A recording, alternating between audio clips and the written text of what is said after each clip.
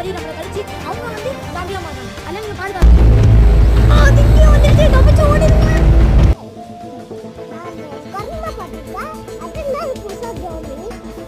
அது என்னன்னு தெரியலடா. நேற்று நியூஸ்ல சொன்னாங்க, என்னன்னு எனக்கே புரியல. அப்ப நம்ம ஜாக்கிரதையா தான் இருக்கணும். வர நம்ம டீ குடிச்சுக்கலாம்.